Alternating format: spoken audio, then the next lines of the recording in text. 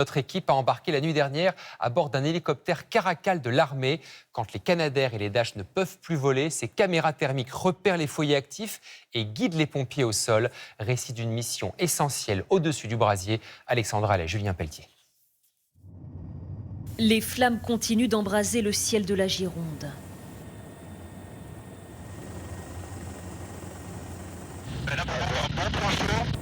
De nombreux foyers, encore actifs, repérés grâce à cet hélicoptère Caracal de l'armée de l'air. Nous embarquons à la tombée de la nuit avec les militaires pour une mission de reconnaissance. Ils aident les pompiers à repérer les reprises de feu. Elle est bien prête pour le virage à gauche. Tu peux monter bien à 15 pieds. Dans la nuit noire, les communes désertées, où seules sont visibles les lumières des camions de pompiers. Puis au loin, d'autres lueurs, incandescentes cette fois. Celle du feu qui fait encore rage. Nous survolons ces 42 000 hectares brûlés. Les militaires sont équipés de jumelles de vision nocturne. Il y a une caméra thermique à l'avant. Des reprises de feu partout, au cœur de cette forêt de pins maritimes. Pour l'instant, on va juste continuer à faire le tour du feu et David, tu me diras ce que tu veux. Est-ce que tu penses que tu peux te rapprocher un petit peu des flammes ou pas? Un petit peu, hein? Sous nos pieds, la chaleur du brasier. Le commandant David, chef aéronautique des pompiers de Gironde, localise avec précision ces foyers encore virulents. Et top vertical. Rentrez la coordonnée, David? Là, c'est bon. Puis il les signale en temps réel aux pompiers au sol pour qu'ils arrivent au plus vite. David sur la deuxième zone. Donc là, maintenant, on peut aller vers le sud de l'étang de la Canosse, c'est toi? En permanence, les équipes au sol sont redirigées. C'est quand même un combat qui est extrêmement difficile aujourd'hui. C'est un combat qui est difficile. Parfois un petit peu d'impuissance quand on a beaucoup d'hommes au sol qui travaillent, qui se battent. Des avions en l'air, des hélicoptères. Toutes les journées sont difficiles depuis une semaine. Là, ça dépasse en fait ce que vous avez déjà vu. Oui, ça dépasse ce qu'on a déjà vu en 2022. Des lignes de feu se dessinent sur des kilomètres.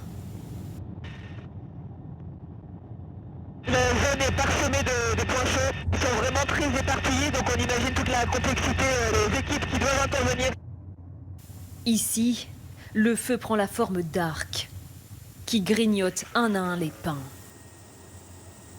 L'hélicoptère Caracal s'approche au plus près de ces fumées. Là, en gros, ça peut être dangereux l'hélicoptère de s'approcher un peu trop. Là, les seuls dangers qu'on peut avoir, c'est de rentrer dans la fumée et un petit peu de turbulence au-dessus des flammes. Cet hélicoptère, d'ordinaire utilisé pour le transport de troupes ou les missions de sauvetage de personnes, est venu en renfort. Sur les écrans, les forêts brûlées. Ils arrivent aussi à estimer la superficie des reprises de feu. On apporte notre concours comme on peut pour soutenir les sapeurs-pompiers et puis apporter notre petite pierre à l'édifice dans cet effort. Le paysage, il fait pas plaisir à voir, quoi. Malgré l'importante surface brûlée, les reprises de feu se comptent par dizaines. L'incendie est loin d'être fixé. C'est quand même une semaine de combat. Au plus près des flammes, les pompiers en colonne forment un ultime rempart. Mais malgré les renforts, ils semblent encore bien démunis. Et les pompiers ont affronté une nouvelle journée très éprouvante. De violentes reprises se sont déclarées à Lanton, à Blagon ou encore au Temple. Par endroits, ils se sont retrouvés face à de véritables murs de flammes avec plus de 40 degrés. Plusieurs Canadair ont été engagés. C'est une nouvelle course contre la montre pour tenter de contenir ces foyers. Camille Gutin, Gauthier Duchesne, Thomas Donzel et Germain Ballet. Il faut se déployer rapidement pour empêcher la progression des flammes qui grimpent sur les arbres et dévorent la forêt en quelques minutes. Vas-y, à terre, la pompe. Près de Lanton, les pompiers viennent de repérer cette reprise de feu. Objectif, économiser la flotte, les gars, pour l'amener tout doucement là où il peut aller. En quelques instants, le ciel de Gironde est obscurci par une épaisse fumée. Les Canadair doivent arriver en soutien d'un instant à l'autre. Possibilité d'un largage d'appui sur le flanc gauche, Cyril. Lanton, le Temple, dans différents secteurs toute l'après-midi. Les brasiers se sont à nouveau enflammés, parfois très proches des habitations. Ce pompier volontaire, originaire de la Manche, est venu prêter main forte. Il est arrivé là, et en fait on l'a stoppé ici. On est en protection des bâtiments et des maisons. C'est chaud. C'était chaud mais ça va le faire. T'arrives d'où? Pascal, propriétaire de la maison, lutte contre le même feu depuis 5 jours avec l'aide de plusieurs agriculteurs. Les pompiers ont sauvé 3 fois la maison. Le jour et demi, ils ont été là avec les agriculteurs. Les petits 4x4 avaient des touques d'eau. Si j'ai pas les pompiers et les agriculteurs, j'ai plus de métaux. Après une semaine de combats acharnés, la fatigue commence à se faire sentir chez les soldats du feu. 126 sapeurs-pompiers ont déjà été blessés depuis le début de l'incendie. Pourtant, impossible de se relâcher. Dans ces parcelles, il faut absolument noyer les fumerolles qui pourraient repartir avec les températures élevées et les bourrasques. Entre la chaleur et la reprise du vent, il y a des petites reprises un peu partout sur tous les 40 000 hectares qu'on brûlait. Donc il faut être vigilant et faire des petits sauts de puce pour les traiter au fur et à mesure. Les pompiers savent que cette nuit s'annonce cruciale pour contenir les incendies. La bataille contre le feu est encore très loin d'être gagnée.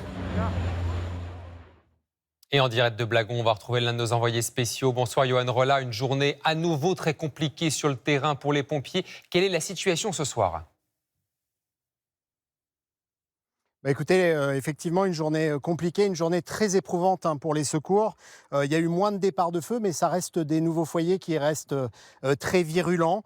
Et en revanche, ce qu'on a pu observer, c'est que même si les conditions d'intervention restent compliquées, les moyens ont pu être déployés de façon plus réactive et plus concentrée sur chacun de ces nouveaux foyers. Là où nous nous trouvons, par exemple, on a vu très vite se déployer une quarantaine de véhicules au sol, 3 Canadair, le Dash, ainsi que 2 hélicoptères, ce qui a permis effectivement d'agir de façon très réactive sur ces nouveaux foyers. Les moyens ce soir restent à pied d'œuvre, là où nous nous trouvons. Merci beaucoup Johan avec Germain Ballet pour les images. Autre région dans laquelle un nouvel incendie s'est déclaré cet après-midi, de nouveau dans le Var à Brignoles. Le feu a déjà parcouru 5 hectares et d'importants moyens ont été déployés sur place car 3 quartiers sont ce soir en cours d'évacuation. Claire Véroff, Romain Périche. Sous la sombre colonne de fumée, le brasier, visible à des centaines de mètres. Attaqué ce soir par les hélicoptères et les avions qui larguent du retardant. Oh là là là là. À Brignoles, dans le Var, un incendie s'est déclaré peu avant 17h. Le pas pressé, cette famille fuit la zone, portant à bout de bras leur chien dans cette caisse. 3 quartiers doivent évacuer. Ailleurs dans la ville, les habitants sont appelés à se confiner. Partis d'une déchetterie, les flammes ont parcouru 5 hectares, mais les conditions sont défavorables selon les pompiers. Ils sont 200 à être mobilisés. 6 hélicoptères bombardiers d'eau, 1 Dash, 3 Canadair. Des moyens aériens en nombre pour tenter d'étouffer le feu avant la tombée de la nuit.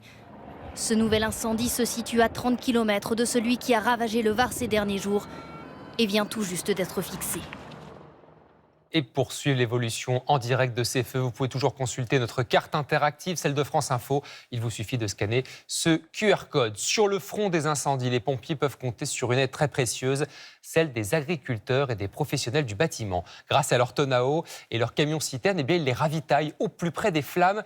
C'est un soutien essentiel qui leur évite d'incessants allers-retours jusqu'au bord d'incendie et qui leur fait gagner un temps précieux. Noé Poitvin, Yann Moine. Il ne leur a fallu que quelques minutes pour repérer les premiers ces fumerolles.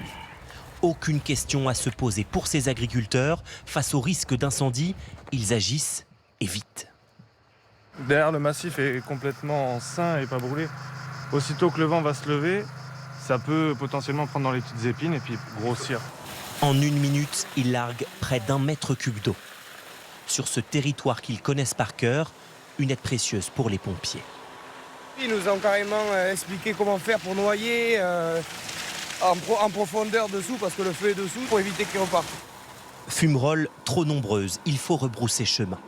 Direction le port de Lacanau, point de pompage stratégique tant pour les Canadair que pour les tracteurs, 100 chaque jour.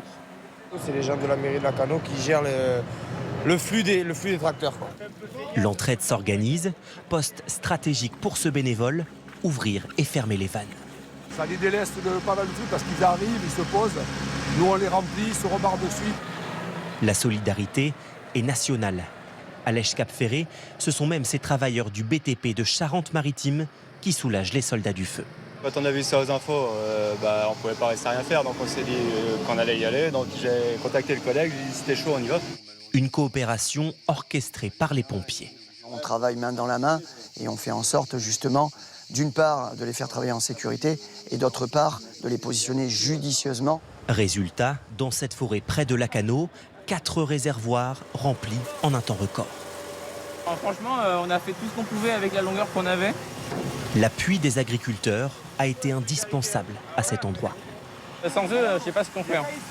Je sais vraiment pas ce qu'on ferait parce que nous, on n'a pas beaucoup d'eau, mais mine de rien, dans ces camions-là, on a 2500 litres. Et j'en ai 14 000, donc ils sont vraiment utiles. Des agriculteurs prêts à sacrifier leur temps de travail pour faire gagner de précieuses minutes aux soldats du feu. Et parmi les pompiers engagés en Gironde, l'un d'eux sait mieux que quiconque ce que les flammes peuvent coûter. En 2004, Frédéric Maggiani a failli mourir dans un incendie de forêt, brûlé sur 37% du corps, amputé de plusieurs doigts.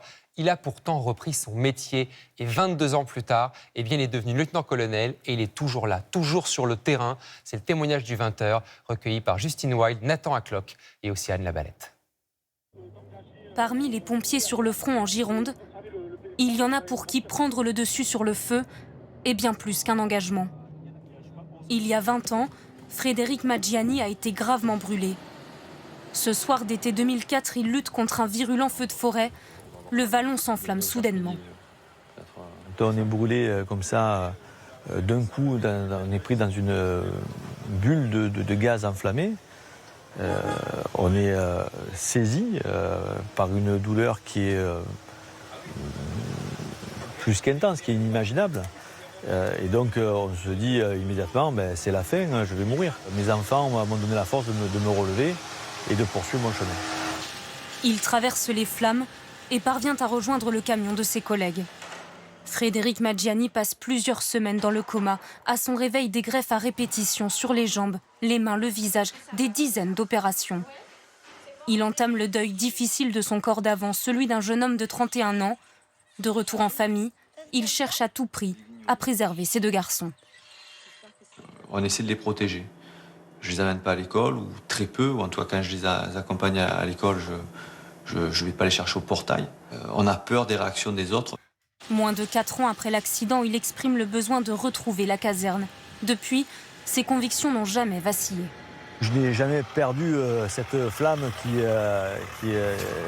m'anime et qui me donne envie de secourir. En fait, quand on a ça dans son cœur et quand on a ça dans ses tripes, on continue.